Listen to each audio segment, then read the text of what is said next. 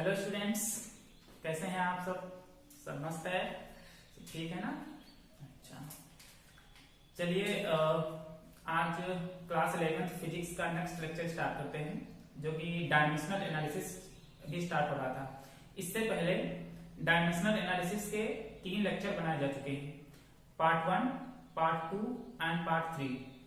जो लोग अभी तक पार्ट 1, पार्ट 2 और पार्ट 3 इस डायमेंशनल एनालिसिस का नहीं देखे हैं, वो पहले डिस्क्रिप्शन बॉक्स में जाएंगे, वहां पर आपको उसकी लिंक मिलेगी, वहां पर जाकर के पहले वो वाले लेक्चर देखिए। इससे होगा क्या, इससे आपको जब पहले चीजें उसके बारे में पता चल जाएंगी, जब बेसिक चीजें उसके बारे में पता चल जाएंगी, तो आपको समझने में आसानी हो जाएगी। ठीक है, तो पहले आप वो लेक्चर देख लीजिए। जो लोग देख चुके हैं बहुत अच्छी बात है, वो इसी में कंटिन्यू होते हैं। कल हमने कुछ होमवर्क आपको दिया था। कल हमने एक प्रिंसिपल की बात करी थी, principle of homogeneity. Principle of homogeneity में बताया क्या गया था, एक बार उसको थोड़ा सा रिपीट कर लेते हैं, फिर आगे का हम प्रोसेस स्टार्ट करते हैं। प्रिंसिपल ऑफ होमोजेनिटी में क्या बताया गया था? प्रिंसिपल ऑफ होमोजेनिटी में यही बताया गया था कि जिनकी डायमेंशन सेम होती है, जिनकी डायमेंशन सेम होती हैं, ऐसे कोई भी क्वांटिटीज जिनकी डायमेंशन क्या होती है, सेम होती हैं, उन्हीं को केवल ऐड किया जा सकता है, उन्हीं को केवल सब्सट्रैक्ट किया जा सकता है। जिनकी डायमेंशंस अलग अलग होंगी, उनको ना तो ऐड किया जा सकता है, ना तो सब्सट्रैक्ट किया जा सकता है। दूसरा उसी में क्या बताया गया था कि जो एलएचएस कोई इक्वेशन अगर लिखी है, सपोज दैट v बराबर u प्लस 80, यही एग्जांपल हमने दिया था, तो जो उसमें डायमेंशन एलएचएस साइड की होगी, वही डायमेंशन क्या होनी चाहिए, आरएचएस साइड की होनी चाहिए। जैसे एक अगर हम आपसे कहें कि अगर एक हम आपसे जोड़ कहें कि जोड़िए, जैसे ये कहें कि, तो अगर मान लीजिए हम आपसे कह रहे हैं कि x प्लस एक्स जोड़ो, तो x प्लस एक्स तो जोड़ लोगे। ठीक है, जैसे हम कह रहे हैं कि 1 बाल्टी प्लस 2 मीटर रोड ऐड करो, ऐड कर पाओगे? नहीं ऐड कर पाओगे। ठीक है, 2 लीटर पानी, 4 किलोमीटर क्या कहते हैं रोड हाईवे, उसको ऐड करो, ऐड कर पाओगे? नहीं ऐड कर पाओगे। क्यों? क्योंकि वो 4000 किलोमीटर रोड है और वो 1 लीटर पानी है। दोनों की क्वांटिटी अलग अलग है, दोनों की यूनिट अलग अलग है, दोनों की डायमेंशन अलग अलग है। इस वजह से प्रिंसिपल ऑफ होमोजेनिटी ये कहता है कि जिनकी डायमेंशन अलग होंगी, जिनकी यूनिट अलग होंगी या जिनकी क्वांटिटी अलग होंगी, उनको आप ऐड नहीं कर सकते। ठीक है, एक एग्जांपल हमने आपको दिया था वान डेर वाल इक्वेशन का कल होमवर्क में, और उसमें 2 कांस्टेंट आए थे, एक ए था और दूसरा बी था। उस कांस्टेंट की वैल्यू आपको कैलकुलेट करनी थी। पहले उसको देख लेते हैं, उसके बाद आगे का बात करते हैं। ठीक है, क्या था? P upon P plus A upon V square एक ब्रैकेट में था, दूसरे ब्रैकेट में V minus b is equal to R into T. Chapter का नाम dimensional analysis, dimensional analysis, dimensional analysis का पार्ट 4। ठीक है, ये क्वेश्चन थी P plus A upon V square एक ब्रैकेट में, दूसरे ब्रैकेट में V minus b equal to R T. हमने क्या कहा था कि ये हमारे पास P क्या था, इसमें लिख लेते हैं एक बार फिर से। P क्या था? प्रेशर था। V क्या था? वॉल्यूम। R आपको पता है gas constant, universal gas constant कहा जाता है इसको, गैस कांस्टेंट। T टेम्परेचर था और A और B ये कांस्टेंट थे, और इन्हीं कांस्टेंट की वैल्यू आपको क्या करनी थी, फाइंड आउट करनी थी।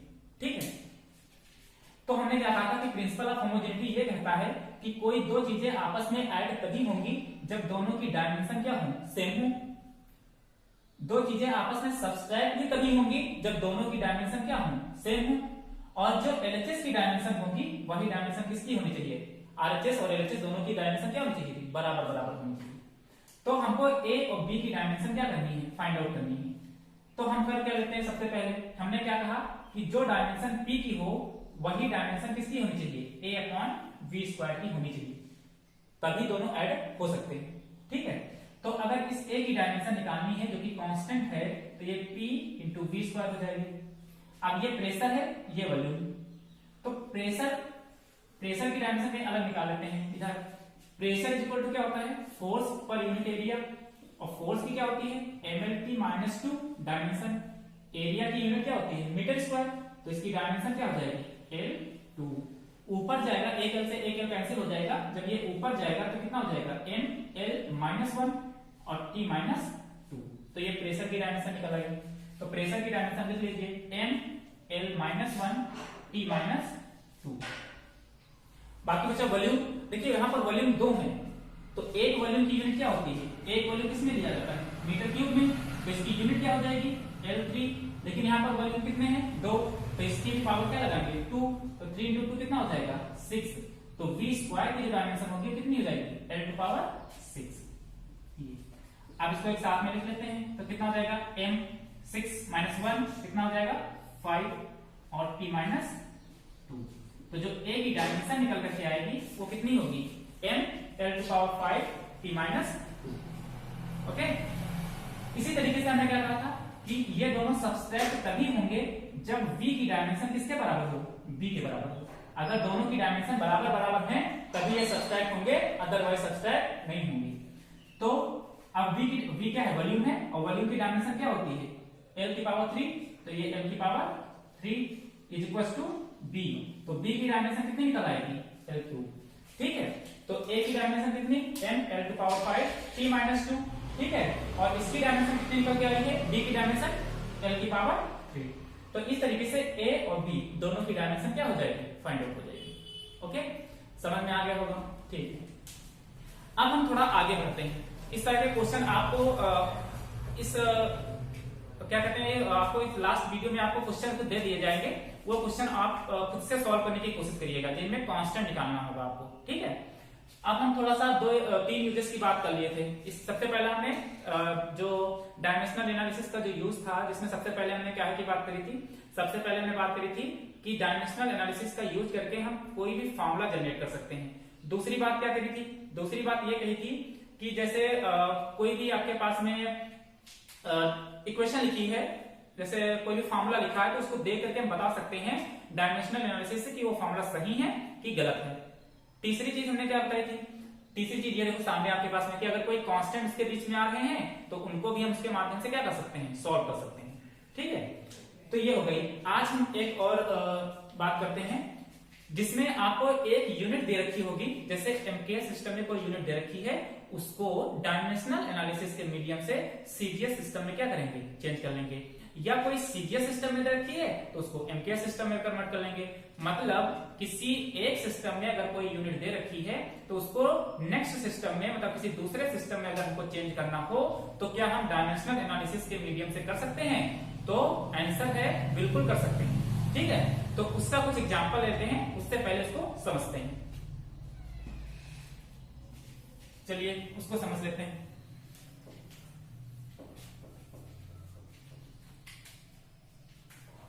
हेडिंग क्या पड़ेगी, टू कन्वर्ट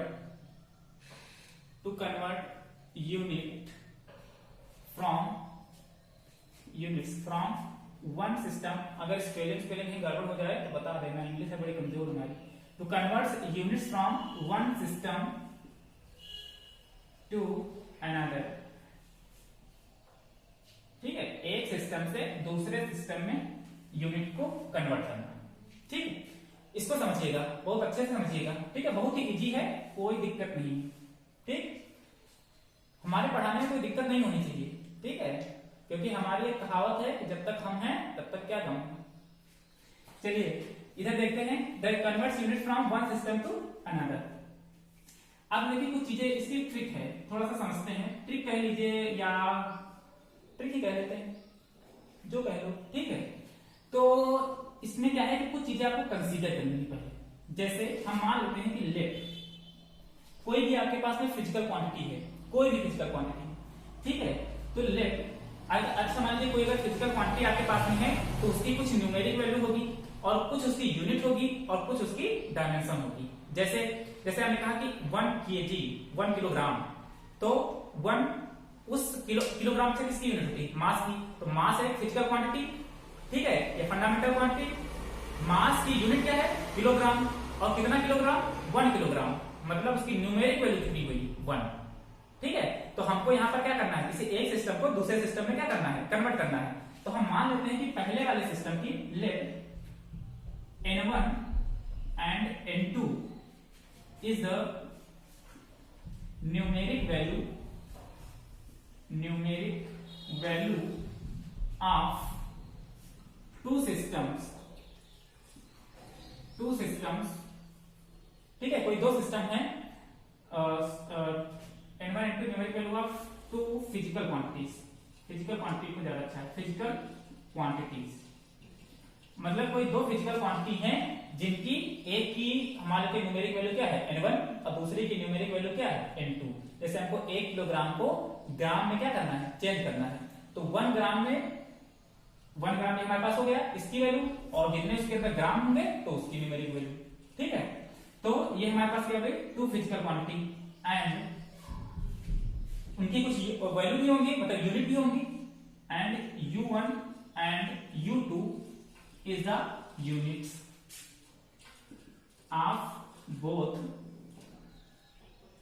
physical quantity, मतलब दोनों फिजिकल, pq लिखा है आप लोग लिख लीजिएगा फिजिकल क्वांटिटी, ठीक है, pq नहीं बात में बोलो कि pq का मतलब क्या है, यूनिट्स ऑफ बोथ pq, ठीक है, मतलब फिजिकल क्वांटिटी की u1 u2 उसकी क्या है, यूनिट्स हैं, and a, b, c is the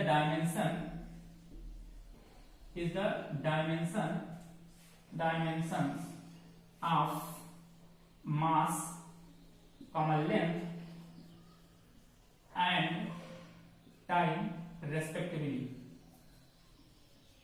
मतलब कहने का ये है कि a जो है वो डायमेंशन डिनोट करेगा मास की, b डिनोट करेगा लेंथ की, और c डिनोट करेगा किसकी, टाइम की। तो फॉर्मूला क्या बन करके तैयार हो जाएगा, मास को कैसे लिखते हैं, m से डायमेंशन कितनी है a, l लेंथ को डायमेंशन d, टाइम t इसकी डायमेंशन कितनी c। तो इस तरीके से ये डायमेंशन बनकर के क्या हो जाएगी, ये फार्मूला बनकर के डायमेंशनल फार्मूला बनकर के तैयार हो जाएगा, ठीक है। एक बार फिर से समझते हैं कि अगर किसी यूनिट को एक सिस्टम से दूसरे सिस्टम में कन्वर्ट करना है तो उसके लिए कुछ चीजें हम पहले से क्या कर लेंगे, कंसीडर कर लेंगे। जैसे कि मान लेते हैं कि कोई अगर फिजिकल क्वांटिटी है तो उसकी कुछ न्यूमेरिक वैल्यू होगी, जैसे 1 किलोग्राम, 2 किलोग्राम, 4 किलोग्राम, 4 तो 4 2 3 ये सब क्या है, न्यूमेरिक वैल्यू। तो मान लेते हैं पहले वाली सिस्टम की, मान लें उनके सिस्टम में है कोई, तो उसकी फिजिकल क्या कहते हैं न्यूमेरिक वैल्यू कितनी मान लें n1, दूसरी को सीजीएस में बदलना है तो उसकी न्यूमेरिक वैल्यू कितनी मान लें n2, ठीक है। पहले वाले की एमके सिस्टम में यूनिट क्या मान लें उसकी u1, क्योंकि उसकी कुछ यूनिट भी होगी, दूसरी वाले की क्या मान लें u2, ठीक है, और उन सबकी डायमेंशन क्या मान लें a b c। अच्छा एक ही समझिए कि हमने डायमेंशन तो दोनों की अलग अलग नहीं मानी है कि a1 मान लेते हैं कि दूसरी की a2 मान लेते, क्यों नहीं मानते हैं, क्योंकि अगर हम मान लीजिए एक लेंथ है जिसको हम मीटर में लिख रहे हैं, मीटर, अच्छा मीटर में लिख रहे हैं तब भी हम डायमेंशन किससे डिनोट करेंगे, l से। अगर इसको सेंटीमीटर में लिखेंगे तब भी कैसे डिनोट करेंगे, l से डिनोट करेंगे। तो डायमेंशन किसी की नहीं बदलती है, ठीक है, डायमेंशन किसी भी सिस्टम में नहीं बदलेंगी, ठीक है, लेकिन यूनिट और न्यूमेरिक वैल्यू क्या हो जाती है, चेंज हो जाती है, इसी वजह से डायमेंशन में नहीं करता हूं, ठीक है। तो अब ये फार्मूला बनकर के m की पावर a, l की पावर b, t की पावर c बनकर के तैयार हो जाएगा, ठीक। अब आपको जब लिखना होगा, जब हमारे सिस्टम को कंपेयर करना है कि एक सिस्टम से दूसरे सिस्टम में, तो उसका फार्मूला बन जाएगा आपके पास में n1, इसका फार्मूला नीचे लिखे दे रहे हैं, तो आपको लिखना कैसे है, वहां पर फार्मूले में कैसे लिखना है, n1 ये न्यूमेरिक वैल्यू इनटू इसकी यूनिट, ये किसके बराबर रख दें n2, और दूसरे वाले की क्या u2, ठीक है। तो इस तरीके से हो जाएगी हमारे पास ये n1 u1 is equal to n2 u2। तो ये फार्मूला बन करके तैयार हो जाएगा, ये फार्मूला आप लिख लीजिएगा। चलिए ठीक है, अभी जो आपको फार्मूला बताया हमने n1, फार्मूला क्या था, n1 u1 is equal to n2 u2, ठीक है। यहाँ पर n1 उसकी क्या होगी, न्यूमेरिक वैल्यू, मतलब पहले वाले सिस्टम की, जैसे m के सिस्टम की न्यूमेरिक वैल्यू, और n2 क्या हो जाएगी दूसरे वाले सिस्टम की। जैसे आपको एक दी रखी होगी, या तो n2 दे रखी होगी या तो n1 दे रखी होगी। मतलब कहने का ये है कि अगर आपको n1 दे रखी है तो आपको n2 कैलकुलेट करना होगा। जैसे 1 किलोग्राम कितने ग्राम, तो 1 किलोग्राम, तो किलोग्राम के एक दे रखा कि 1 किलोग्राम, उसकी न्यूमेरिक वैल्यू दे रखी है, लेकिन कितने किलोग्राम होते हैं वो नहीं दे रखा आपको, मतलब n2 नहीं दे रखा है, ठीक है, वो आपको निकालना है, ठीक है। जैसे ऐसे 1 kilogram is equal to how many gram, तो यहाँ पर इसकी न्यूमेरिक वैल्यू दे रखी है, नहीं दे रखी है, मतलब n1 आपको दे रखा है लेकिन n2 नहीं दे रखा है, ठीक है, इस तरीके से। और ये आपकी यूनिट, अगर ये यूनिट है तो इसकी कुछ अपनी डायमेंशन भी तो होगी, किलोग्राम में तो m, और ग्राम में उसकी भी क्या होगी m, बस सीरियस रखिए तो इसको m2 मान लो, इसको m1 मान लो, ठीक है, लेकिन पावर दोनों में क्या रहेंगी, सेम रहेंगी, ठीक है। चलिए अब ये u1 जो हमारे पास होता है, u1 को हम क्या लिख सकते हैं ऐसे, m1 की पावर a, l1 की पावर b, t1 की पावर c, क्योंकि हमने आपको बताया था उसमें हमने मास माना है, जिससे पहले लेंथ माना था और टाइम माना था। मेन क्योंकि 3 मेन होती हैं mlt, तो इस वजह से तीनों को साथ में लिखा जाता है, तो इसके पावर a, इसके पावर b, इसके पावर c, ये u1 इक्वल टू हो जाएगा, मतलब पहले वाले सिस्टम का। उसी तरीके से दूसरे वाले सिस्टम में मान लेते हैं u2 इक्वल टू क्या हो जाएगा, m2 की पावर a, l2 की पावर b और t2 की पावर c, इस तरीके से हो जाएंगे। ठीक है, अब दोनों को उठा करके फॉर्मूला में पुट करेंगे तो क्या हो जाएगा, देखो n1 और u1 की जगह क्या लिख सकते हैं, m1 की पावर a, l1 की पावर b, t1 की पावर c is equals to n2, यहाँ पर क्या लिख सकते हैं, m2 की पावर a, l2 की पावर b और t2 की पावर c। ठीक है, इतना लिख सकते हैं। अब मान लीजिए आपको n1 दे रखा है, n2 कैलकुलेट करना है, तो n2 इक्वल्स टू ऐसे भी तो लिख सकते हैं n1 m1, अच्छा देखो m1 की, अच्छा पहले लिख लेते हैं एक स्टेप, m1 की पावर a, l1 की पावर b, t1 की पावर c डिवाइडेड बाई m2 की पावर a, l2 की पावर b, t2 की पावर c।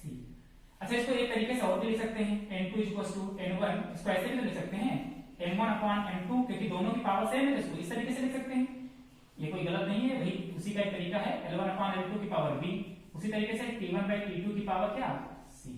तो ये फार्मूला फाइनल बन करके आपके पास में तैयार हो जाएगा। ठीक है, यहाँ पर a b c पावर है, डायमेंशन है उनकी, और ये आपके पास में पता है। ठीक है, तो ये आपके पास में फार्मूला बन करके तैयार हो जाएगा, समझ में आ गया। अब हम जरा एक क्वेश्चन लेते हैं और उस क्वेश्चन को समझ के करते हैं, इसको नोट डाउन कर लीजिएगा, ये पेपर कॉपी पे लिख लीजिएगा। ये आपका जो है एक तरीके से देखा जाए तो डेरिवेशन समझ लीजिए, उसका प्रूफ समझ लीजिए फार्मूले का। ठीक है, अब हम जरा आपको एक क्वेश्चन करवाते हैं, इसको मिटा देते हैं हम। जैसे आपके पास में एक क्वेश्चन है, आप लोगों को बहुत ही आसान वाला क्वेश्चन कराते हैं, सिर्फ फोर्स। ठीक है, आपको जैसे क्वेश्चन इस तरीके से दिया है कि टू कन्वर्ट 1 न्यूटन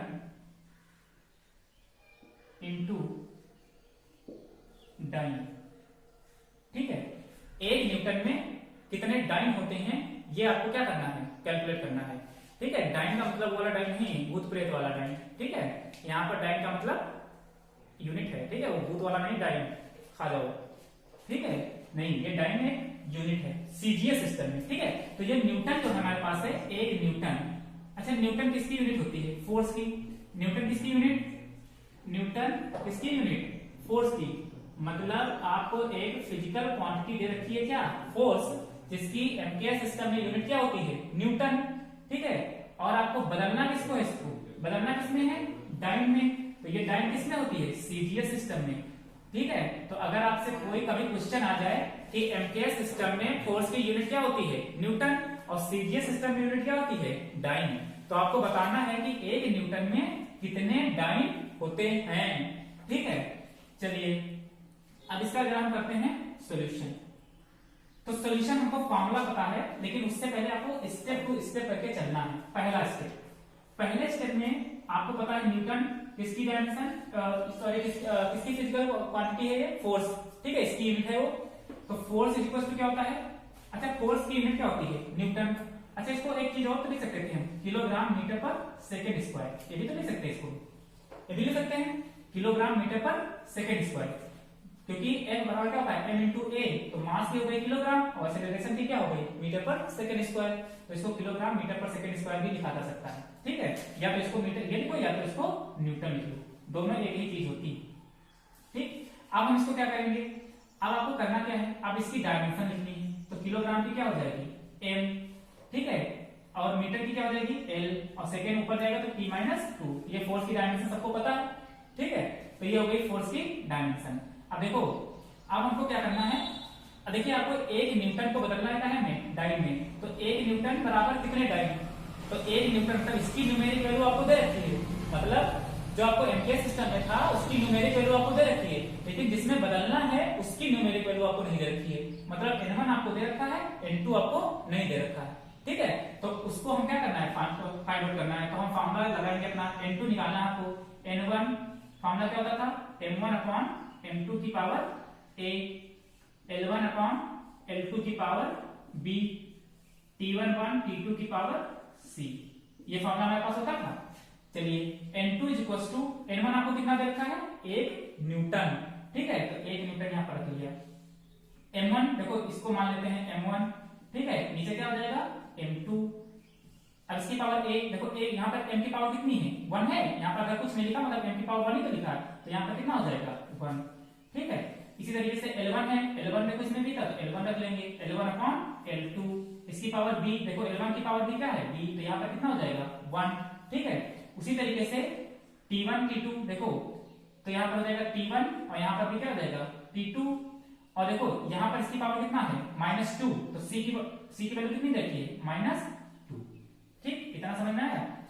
अब हम सबकी यूनिट रख लेते हैं, तो N2 इक्वल्स टू, अच्छा आपको पता है कि जो ये N1 है मतलब 1 वाले जितने भी टर्म हैं, 1 वाले जितने भी टर्म हैं वो सब कहे में है, MKS सिस्टम में है, मतलब मीटर किलोग्राम सेकंड में है, और जो 2 वाले जितने भी टर्म हैं वो सब किसमें है, CGS सिस्टम में है, मतलब सेंटीमीटर ग्राम सेकंड में है, ठीक है।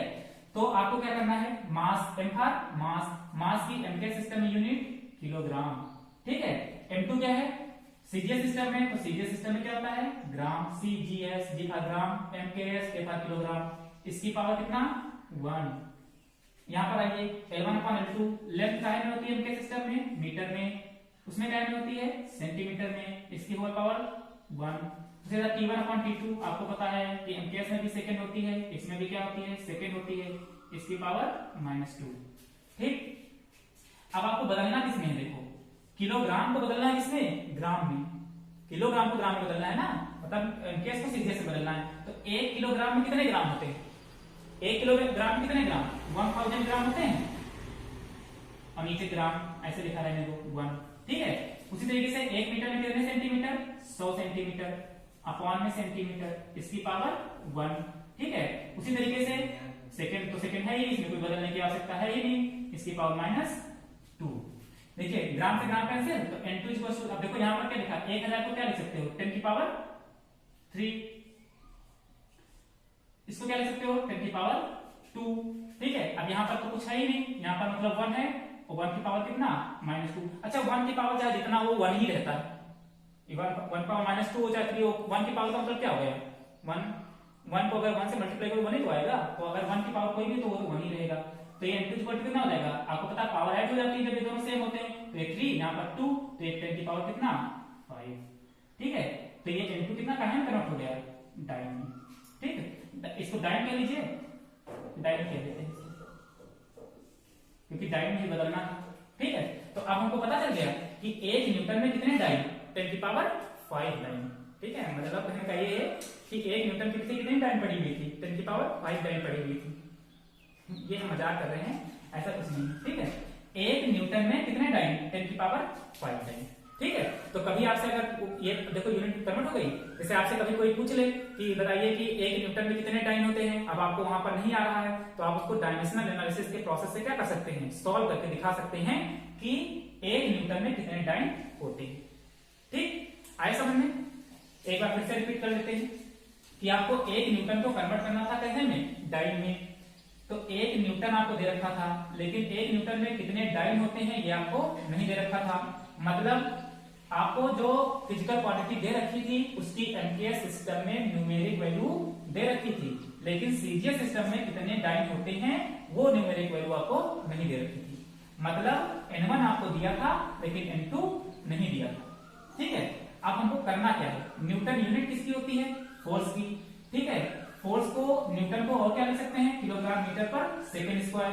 तो इसकी डायमेंशन आपको पता है कि mLT - 2, मतलब m की पावर 1, l की पावर 1 और t की पावर -2। अब हमको क्या करना था, हमको MKS को CGS में बदलना है ना, तो MKS को CGS में बदलना है, तो फॉर्मूला हमने इस तरीके से लगा लिया, जिसमें 2 वाले सब CGS को डिनोट कर रहे हैं और 1 वाले सब MKS को डिनोट कर रहे हैं, ठीक है। तो हमको क्या है, ये फॉर्मूला हमको पता था, हमने क्या किया, देखो mLT था तो mLT के फॉर्म में हमने कन्वर्ट कर लिया। अब अभी इसको समझ लो, तो ये क्या हो जाएगा m1 अपॉन m2, m1 किसका MKS का, l2 CGS में, l1 MKS में, l2 CGS में, t1 MKS में, t2 CGS में। देखो m की पावर 1 था तो 1 लगा लिया a की वैल्यू, यहाँ b था तो l की पावर 1 था तो 1 लगा लिया, t की पावर -2 था तो -2 लगा लिया, ठीक है। अब आपको बदलना किसको था, इस MKS को CGS में बदलना था, तो नीचे तो CGS में था ही, ऊपर वाले को बदलना था। तो यहाँ पर कितना होता है, 1 किलोग्राम कितने ग्राम, 1000 ग्राम, 1 मीटर में कितने सेंटीमीटर, 100 सेंटीमीटर, सेकंड में तो कुछ होता नहीं, उसको बदलेंगे ही नहीं, ठीक है। अब क्या होगा, देखो यहाँ से 10 की पावर 3 बचा, यहाँ पर 10 की पावर 2 बचा, यहाँ पर 1 की पावर चाहे जो 1 ही रहता है, तो 3 और +2 कितना हो गया 5। तो ये पता चल गया कि 1 न्यूटन में कितने टाइम, तो 1 मीटर में सॉरी 1 न्यूटन में कितने टाइम, 10 की पावर 5 टाइम। ठीक है, तो इस तरीके से आप यूनिट का कन्वर्जन कर सकते हैं किसी एक सिस्टम से दूसरे सिस्टम। ठीक, एक क्वेश्चन हम आपको घर से लगाने के लिए दे रहे हैं और एक क्वेश्चन और आपको हम प्रैक्टिस करवा रहे हैं। ठीक, इसको नोट डाउन कर लीजिए। अगर आपको ये समझ में नहीं आया है तो अभी हम दूसरा एग्जाम्पल लगवा रहे हैं। एक क्वेश्चन उससे पहले होमवर्क, क्योंकि होमवर्क बहुत ही जरूरी है, क्योंकि होमवर्क के बिना कुछ हो ही नहीं सकता, होमवर्क तो करना ही पड़ेगा। जैसे आपको हम क्वेश्चन दे रहे हैं, कन्वर्ट करना है आपको, what will be the value of force, force से रिलेटेड है क्वेश्चन, लिख लीजिएगा what will be the value of a force, value of a force of 100 Newton, of 100 Newton in a system having meter, kilogram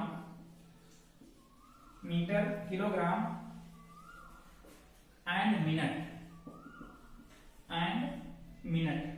as fundamental unit, as fundamental unit।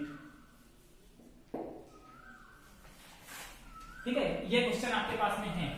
Question क्या है समझ लीजिएगा एक बार फिर से। कह रहा है कि what will be the value of force of 100 newton, मतलब 100 न्यूटन फोर्स की क्या वैल्यू होगी in a system having metre, kilogram and minute as a fundamental unit. ठीक है, क्योंकि आपको पता है ये मीटर है, ये किलोग्राम, ठीक है, मीटर आपको पता है किसकी होती है, किलोग्राम आपको पता है किसकी होती है, यूनिट। ठीक है, और ये मिनट भी आपको पता है कि टाइम की होती है, फंडामेंटल यूनिट है। तो इसी 100 न्यूटन को आपको बदलना है कि इसमें, इन सब में बदलना है। ठीक है, ये क्वेश्चन आपके पास में है, इसको सॉल्व करिएगा। ठीक है, अगर नहीं सॉल्व होता है, इसको सॉल्व करने में कोई दिक्कत आती है तो जो नंबर आपकी स्क्रीन पे दिखाई पड़ रहा है हमारा 9792107671, इस पर आप कॉल करिए या व्हाट्सएप करके आप इसका सोल्यूशन ले सकते हैं, लेकिन पहले आपको कोशिश करना होगा। ठीक है, हाँ, हम प्रूफ मांगते हैं, बिना प्रूफ के कुछ भी नहीं। तो सबसे पहले आपको करना है, खुद से कोशिश करना है, उसके बाद हम इसका सोल्यूशन आपको देंगे अगर आपको समझ में ना आए तो। ठीक, अब अगला क्वेश्चन और हम आपको करवा रहे हैं, जिससे और क्लियर हो जाएगा।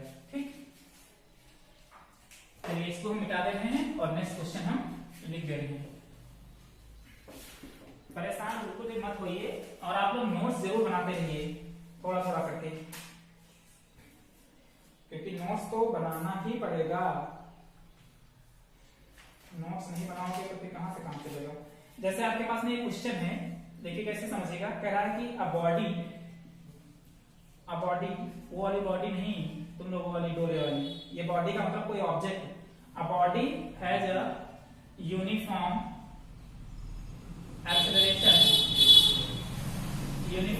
Acceleration of 45 kilometre per minute square of 40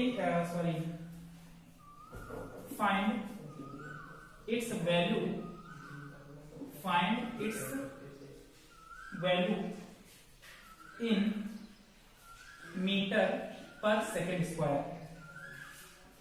ठीक है, ये है आपके पास में, ये क्वेश्चन आपके पास में दिया। चलिए देखते हैं क्या रहा है कि एक बॉडी है जिसमें यूनिफॉर्म एक्सेलरेशन हो रहा है कितना, 45 किलोमीटर पर मिनट स्क्वायर। ठीक है, और आपको find into value in metre per second square, मतलब इसको मीटर पर सेकंड स्क्वायर में कन्वर्ट करना है। मतलब सिंपल सा ये समझिए कि आपको 45 किलोमीटर पर मिनट स्क्वायर को बदलना है, इसमें मीटर पर सेकंड स्क्वायर। मतलब कहने का ये है, आपको ये बताना है सीधे सीधे कि 45 किलोमीटर पर मिनट स्क्वायर में कितने मीटर पर सेकंड स्क्वायर होंगे। ठीक है, ये आपको बताना है। देखिए फिर से वही काम, N1 आपको दिया है लेकिन कितने N2 होते हैं ये आपको नहीं दिया है, और मीटर पर सेकंड स्क्वायर आपको क्या है पता है कि एक्सेलरेशन की यूनिट होती है, चाहे मीटर में रखो चाहे किलोमीटर में रखो, टाइम यहाँ पर भी है टाइम यहाँ पर भी है, यहाँ मिनट में है यहाँ सेकंड में है, कोई दिक्कत? एक्सेलरेशन की यूनिट ये भी है, एक्सेलरेशन की यूनिट भी है। चलिए स्टार्ट करते हैं, कोई दिक्कत ही नहीं है। सॉल्यूशन हमको पता है एक्सेलरेशन क्या है, एक्सेलरेशन। एक्सेलरेशन को कैसे नोट करते हैं, ए से। यूनिट क्या होती है इसकी, मीटर पर सेकंड स्क्वायर। तो मीटर की क्या, एल और टी की पावर -2। तो डायमेंशन कितनी हुई, एल की -2। इसमें एल नहीं है, एल की -2 हो गया। चलिए फॉर्मूला लगा लेते हैं अपना, n2 = n1 m1/m2 की पावर a, l1/l2 की पावर b और t1/t2 की पावर c। ठीक है, फॉर्मूला लगा लिया। अब देखिए इसमें m तो दिया नहीं है, तो m को लिखो चाहे ना लिखो। तो ये n2 कितना हो जाएगा, अब n1 आपको दिया था कितना, 45। ठीक है, हम इसको नहीं लिख रहे हैं क्योंकि m1 इसमें डायमेंशन में नहीं दिया, तो हम इसको नहीं कंसीडर करेंगे। l1 क्या करनी, l2। तो l1/l2 l1 लिख लिया, नीचे l2 लिख लिया, और देखो l की पावर कितना है, यहाँ पर 1 है तो यहाँ पर 1 लगा लिया। इसी तरह t1/t2, तो t1/t2 और इसकी पावर कितना है, देखो -2, तो यहाँ -2 कर लिया। ठीक, अब आपको बदलना किसको है, क्योंकि ये जितने ऊपर वाले हैं सब किलोमीटर और मिनट वाले को डिनोट कर रहे हैं, और जो 2 वाले हैं जिसमें चेंज करना है उसको डिनोट कर रहे हैं। तो ये n2 कितना हो जाएगा, 45। ठीक है, अब L1 का है नहीं होती, L1 का है देखो देखिए किलोमीटर में है, किलोमीटर में रख लिया। L2 बदलना है आपको, किसमें बदलना है, मीटर में बदलना है, तो नीचे मीटर कर दिया है, इसकी पावर 1। उसी तरह T1 का है में दिया है, मिनट में दिया है, और T2 का है में दिया है, सेकंड में दिया है, और इसकी पावर कितना, -2। ठीक है, ये -2 हो जाएगा। अब आपको क्या करना है, तो n2 इधर दिखाई नहीं पड़ रहा होगा, इधर कर लेते हैं। देखिए n2 कितना हो जाएगा, 45। अब आपको बदलना किसको, मीटर में बदलना ना, किलोमीटर को मीटर में चेंज करना है। तो 1 किलोमीटर में कितने मीटर होते हैं, 1000 मीटर होते हैं, अपॉन में मीटर और इसकी होल पावर 1। उसी तरह देखिए 1 मिनट में कितने सेकंड होते हैं, 1 मिनट में 60 सेकंड होते हैं, 1 मिनट में 60 सेकंड, और सेकंड में बदलना था, इसकी पावर -2। ठीक है, तो ये कितना हो जाएगा, 45 इंटू, देखो ये हो जाएगा 10 की पावर 3 इंटू, अब ये 60 है और 60 की पावर कितना, -2। तो इसको ऐसे भी लिख सकते हैं, 45 इंटू 10 की पावर 3। अच्छा किसी की पावर -2 होता तो नीचे चला जाता है, तो ये 60 की पावर कितना हो जाएगा, तो चाहे इसको ऐसे लिखो, ऊपर जाएगा तो 60 क्या हो जाएगा, -2 हो जाएगा। इतना तो समझ में आ रहा होगा। अब इसको हम क्या कर लेते हैं, सॉल्व कर लेते हैं। तो इसको जब सॉल्व करेंगे तो कितना हो जाएगा, कैलकुलेटर यूज कर रहे हैं क्योंकि टाइम इस तरीके से बहुत लग जाता है कैलकुलेट करने में, तो हम कैलकुलेटर यूज कर लेना। आप लोग घर पे करके देख लीजिएगा। तो ये 12.5 आ जाएगा। तो कितना हो जाएगा, ये 12.5, और बदल है मेरे थे मीटर पर सेकंड स्क्वायर में। तो हम क्या कह सकते हैं कि n2 की वैल्यू जो निकल के आई कितनी आई, 12.5 मीटर पर सेकंड स्क्वायर। इसका मतलब ये है कि 45 किलोमीटर पर मिनट स्क्वायर में कितने metre per second square, 12.5 metre per second square होते हैं। ठीक है, तो ये चीज समझ में आ गई आपके पास में। ओके, चलिए ये चीज समझ में आ गई आपके पास में। ये फिर से वही काम, एक्सेलरेशन L t-2। ठीक है, उसके बाद n2 मतलब फॉर्मूला पुट कर दिया, क्योंकि इसमें m नहीं था तो m वाली चीजें नहीं रखी। ठीक है, L1 रख दिया, यहाँ पर T1 रख दिया, L1 की पावर 1 था तो 1 रख दिया, T की पावर -2 था, -2 रख दिया। किलोमीटर ये सब किलोमीटर में दे रखे थे 1 वाले, ये सब मीटर सेकंड में दे रखे थे। 1 किलोमीटर में कितने मीटर, 1000 मीटर। 1 मिनट में कितने सेकंड, 60 सेकंड। ठीक है, उसके बाद इसको सॉल्व किया 45, और ये 10 की पावर 3 और ये 60 की पावर -2, नीचे जाएगा तो 60 की पावर कितना, 2। ठीक है, उसके बाद n2 12.5 metre per second square. तो इस तरीके से आपको पता चल जाएगा कि 45 किलोमीटर पर मिनट स्क्वायर में कितने होते हैं, 12.5 मीटर पर सेकंड स्क्वायर होते हैं। ओके, इसको लिख लीजिएगा। चलिए थोड़ा सा टॉपिक और बचा है, उसके बाद आपकी डायमेंशनल एनालिसिस खत्म हो जाएगी। ठीक है, तो आपके पास में कुछ चीजें और बची हैं, उसको पढ़ लेते हैं। उसके बाद आपका टॉपिक क्या हो जाएगा, ये डायमेंशनल एनालिसिस खत्म हो जाएगा। ठीक है, बाकी इससे क्वेश्चन हम आपको एक सीट पर प्रोवाइड करवा देंगे, आप उसको सॉल्व करने की कोशिश करिएगा। ठीक, अब आपने देखिए हमने आपको यूजेस बता दिए, डायमेंशन निकालना बता दिया। ठीक है, आपको फॉर्मूला बकिंघम पाई थ्योरम से जनरेट करना बता दिया, आपको एक यूनिट को दूसरे यूनिट में कन्वर्ट करना आपको बता दिया। ठीक है, आपको चेक करना बता दिया। जैसे चेक करने का मतलब यही है कि जैसे ये आपके पास में कोई एक इक्वेशन दे रखी थी, ये जैसे f बराबर आपको ma दे रखा है, तो आपको चेक करना का मतलब यही है कि इसकी यूनिट LHS की डायमेंशन किसके बराबर हो जाए, RHS के बराबर हो जाए तो वो चेक है, मतलब सही है। अगर नहीं बराबर हो नहीं तो वो गलत है। ठीक है, तो इसको चेक करना कहते हैं। अब इसमें कुछ लिमिटेशन है डायमेंशन में, ऐसा नहीं कि डायमेंशन से सब कुछ कर ही सकते हैं। कुछ लिमिटेशन है। पहली लिमिटेशन क्या है? पहली लिमिटेशन ये है कि हम डायमेंशनल एनालिसिस का यूज करके कोई भी डायमेंशन लेस यूनिट की या डायमेंशन लेस कांस्टेंट किसी भी डायमेंशन लेस कांस्टेंट की वैल्यू फाइंड आउट नहीं कर सकते। जैसे हम आपको जब फॉर्मूला जनरेट करना बताते थे, जैसे ये स्टोक्स लॉ आता है F = 6 पाई eta RV, तो जब आप वहां पर पुट करते तो ये क्या दिया होता आपको, कांस्टेंट क्या मानते थे ना, तो आपका 6 पाई आपको नहीं दिया। अगर आपको 6 पाई नहीं दिया तो इसके बराबर 6 पाई हमको नहीं पता कि कैसे निकालें, तो ये हम इस डायमेंशनल एनालिसिस से नहीं सॉल्व कर सकते। मतलब किसी भी डायमेंशन लेस कांस्टेंट की वैल्यू हम डायमेंशनल एनालिसिस से फाइंड आउट नहीं कर सकते। ठीक है। दूसरा क्या है? दूसरी ये है कि अगर कोई भी डायमेंशन आपके पास में है, तो अगर उसकी पावर a है, किसी की पावर b है, किसी की पावर c है, मतलब मैक्सिमम 3 पावर तक की अगर पावर है, तब तो हम उसको सॉल्व कर सकते हैं डायमेंशन को। लेकिन अगर इससे पावर मान लीजिए कोई और इसके आगे लिखा होता, इसकी पावर d होता, तो हम उसको सॉल्व नहीं कर पाएंगे। जैसे ग्रेविटेशनल फॉर्मूला था आपके पास में, उसने दिखाया था, जब अगर 3 पावर तक है, मतलब a b c, जैसे हम इसको मिटा देते हैं, थोड़ा सा समझा दे रहे हैं। जैसे ये हम बता रहे थे आपको कि जैसे आपको बच्चे फॉर्मूला डिराइव करना था, F directly proportional to equation में आते थे ना, बाकी एग्जाम पाई थे ना हमने, कोई भी मतलब a दे रखा है की पावर b, b की पावर b, ठीक है, इस तरह से c की पावर c, तो देखो अगर 3 पावर तक दे रखी तब तो सॉल्व कर लेंगे। लेकिन अगर इसके आगे मान लीजिए एक और रखा था, उसकी पावर भी दे रखी तो फिर नहीं सॉल्व कर पाएंगे। मतलब मैक्सिमम कितनी होनी चाहिए? 3 ही पावर होनी चाहिए, 4 पावर को हम इसमें सॉल्व नहीं कर पाएंगे। तो ये दूसरी लिमिटेशन है। तीसरी लिमिटेशन क्या है? तीसरी लिमिटेशन ये है कि अगर कभी भी इसमें हमारे पास मतलब कोई भी इक्वेशन बनी, अगर उसके अंदर एक्सपोनेंशियल है, मतलब e की पावर कुछ अगर दे रखा है, अगर इस तरह की कोई भी चीजें आपको दे रखी हैं, तो हम डायमेंशनल एनालिसिस के माध्यम से सॉल्व नहीं कर सकते, इसकी वैल्यू फाइंड आउट नहीं कर सकते। तो 3 लिमिटेशन है डायमेंशन एनालिसिस की। पहले क्या? पहले कि कोई भी आपके पास में डायमेंशन लेस कांस्टेंट है तो उसकी वैल्यू आप फाइंड आउट नहीं कर सकते। दूसरी क्या है कि अगर कोई फॉर्मूला आपको जनरेट करना है तो मैक्सिमम अगर 3 पावर तक है, उनकी पावर a, उनकी पावर b, t की पावर c, या किसी की पावर a, b, c तक है तो सॉल्व हो जाएगा। लेकिन अगर किसी की पावर d तक पहुंच गई तो वो सॉल्व नहीं होगी। तीसरी क्या है कि अगर कहीं क्वेश्चन में sine theta, cos theta, log, exponential इस तरह की कोई चीजें आती हैं तो उनकी वैल्यू भी फाइंड आउट नहीं कर पाएंगे। ठीक है, तो इतना है, इतनी ही डायमेंशनल एनालिसिस में था। ये चैप्टर आपका आज फिनिश हो जा रहा है। अब इससे रिलेटेड जितने भी क्वेश्चन होंगे, ये क्वेश्चन हम आपको प्रोवाइड करवा देंगे। ठीक है, आपको वहां पर डिस्क्रिप्शन बॉक्स में मिल जाएगा, वहां पर आपके पास में पीडीएफ फाइल में होगा, वहां पर आप जाकर के देख लीजिएगा। ठीक है, दूसरी बात, क्वेश्चन सॉल्व करिएगा। अगर क्वेश्चन सॉल्व करने में कोई प्रॉब्लम आती है तो हमने आपको नंबर बताया अपना 9792107671, इस पर आप कॉल करके या व्हाट्सएप करके मालूम कर सकते हैं। ठीक है, तो आज डायमेंशनल एनालिसिस का चैप्टर क्या हो रहा है? फिनिश हो रहा है। आगे नेक्स्ट चैप्टर आपका जो स्टार्ट होगा वो यूनिट एंड मेजरमेंट करेंगे। ठीक है, ये नेक्स्ट लेक्चर में यूनिट एंड मेजरमेंट स्टार्ट करेंगे। आज के लेक्चर में इतना है। ठीक है, तो डायमेंशनल एनालिसिस आज का आपका फिनिश हो रहा है। अगर कोई दिक्कत होगी तो हमने आपको नंबर जो बताया है, आप उस नंबर पे जाकर के ठीक है आप सोल्यूशन देख सकते हैं। एंजॉय करिए, घर पे लॉकडाउन पे घर पे ही रहिएगा। ठीक है, सेफ रहिएगा, घर पे ही रहिएगा। हम आपको वीडियो बना करके भेज रहे हैं, आप घर पे ही पढ़िए, कोई परेशानी कोई दिक्कत की बात नहीं है। प्याज खूब हो रहा है, ठीक है, तेल भी है, घर पे खूब पकौड़ियाँ खाइए। ठीक है, ओके बाय।